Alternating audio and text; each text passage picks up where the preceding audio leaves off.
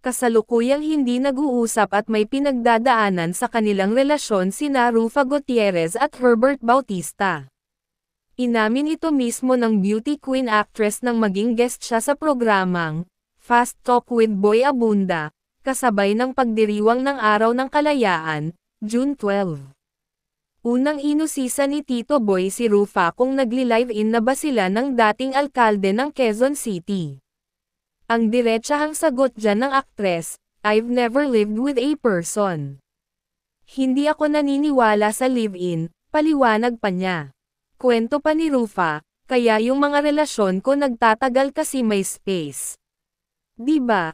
Excited kayo to see each other. Kung everyday gumigising ka siya katabi mo, parang, oh my gosh." Kasunod niyan, ibinunyag ng celebrity mom na may pinagdadaanan sila ni Herbert, kaya hindi na muna sila nag-uusap. "We're going through a bump right now, and we're not speaking. So, let's see if that bump will last or we'll speak again. I don't know," pahayag ni Rufa.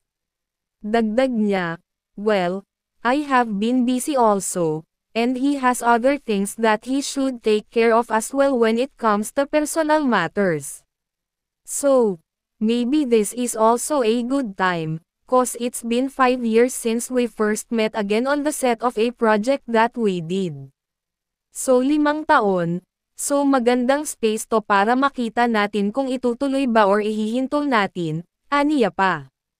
Kung matatandaan last year, ni-reveal ni Rufa ang real score nila ni Herbert sa YouTube interview with Karen Davila. Nabanggit din niya na nagsimula ang kanilang love story ng magkasama sa seryeng The House Arrest of US, na pinagbidahan ng ex-couple na sina Catherine Bernardo at Daniel Padilla.